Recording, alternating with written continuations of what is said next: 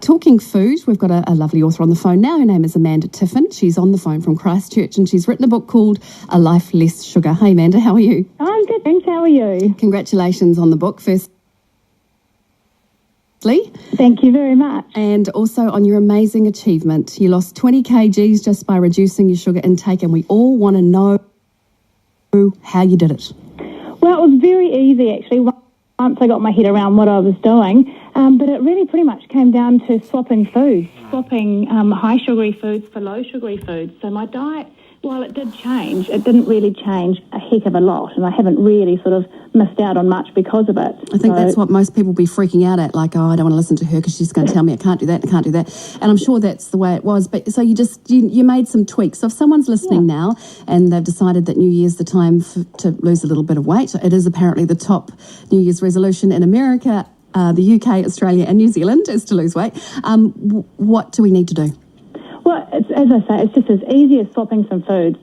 For instance, if you have milk, what I have discovered is that low-fat milk has a lot more sugar in it than, say, high-fat milk or even cream. So make the change from low-fat to full-fat or cream, and you're starting to reduce the sugar just like that. I know, a little bit of fat. It's not so bad. I like your chapter in the book. Actually, it's chapter 8, looking at the foods in the pantry. Yeah. And so what did you have to do? Did you have to sort of clear out, or did you just... No, some of it I did throw.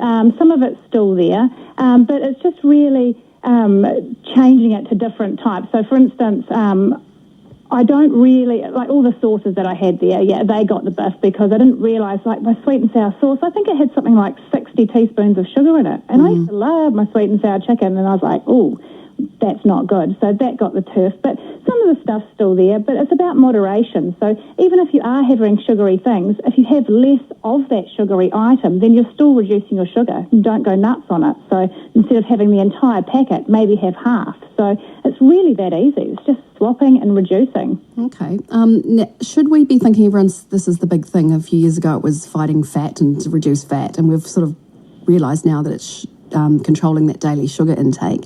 Yeah. Shall we be really thinking of sugar as the so-called white death?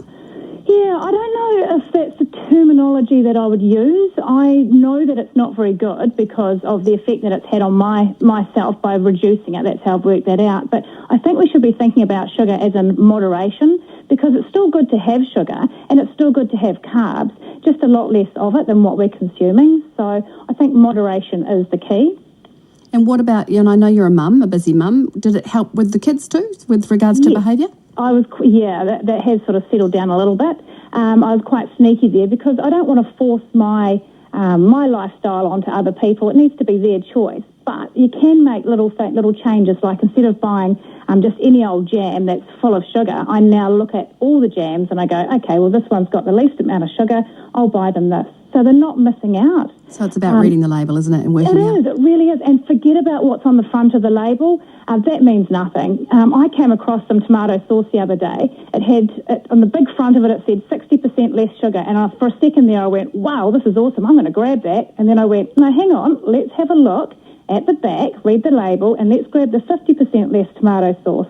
So I did. And what I discovered was that the 60% less sugar tomato sauce had more sugar than the 50% less sugar sauce.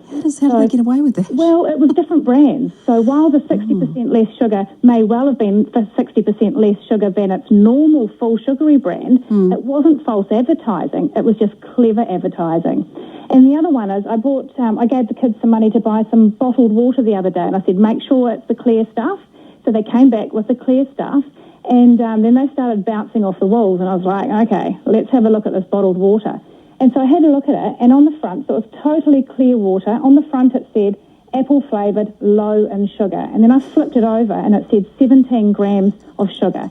17 grams of sugar what's that, 3 teaspoons in 4 1/4 teaspoons of sugar. And I thought, low in sugar? I don't think so. In water, isn't that shocking? Yeah, and it was clear water. Well, the book is, we're speaking with Amanda Tiffin, the book is called A Life Less Sugar, and it is very easy to understand. So if you're wanting, sometimes you think, oh, that's going to be too much to read. It's broken down quite well into chapters and easy to read, photos, recipes too. And you could, I love it, Amanda, because it's just you're quite normal, and you're a normal woman, and you find out what works. No backing whatsoever. Yeah, and you've shared your journey, and you know what works, and you give tips along the way. So it's really cool. So what are the detrimental effects then of sugar? I mean, we know it's excess weight and bad teeth, but of overeating sugar, are there other things? Yeah, I think the whole normalising of sugar, that is quite a big thing. Our body has like a certain level of sugar in it. Mine used to be quite high. Over time, I've brought that back to quite low. But it's like when you have a coffee and you have like 3 teaspoons of sugar in it, and then you suddenly drop it back to 1 teaspoon of sugar. You're like, oh, that tastes disgusting. So we're quite used to this high level of sugar that's in our body, and until your body gets used to the lower amount, it tastes quite horrible. But, rest assured, your taste buds do change. But it's that normalisation of the amount of sugar that we're consuming, and that's just being pumped into our food. So that's quite a worry, and it doesn't seem to be going away.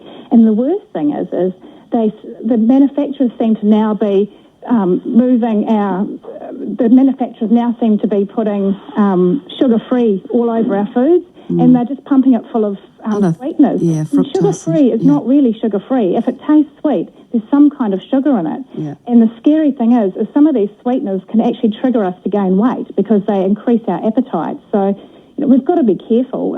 I'd rather have real sugar than substitute sugar. At least I know what's in it. So what do you use if you are sweetening things? I know you've got recipes in your book, and I'll talk about those shortly, but what do you use? Like there's stevia and there's rice nothing syrup like that. and honey? No, we put, and we've got an eclairs recipe in there, and we've just put real sugar in there. Not a lot, but real sugar. We'd rather have the real stuff than fake stuff. So we're quite honest about where the sugar is. Sugar is in fruit. It's in pepper, as in your salt and pepper.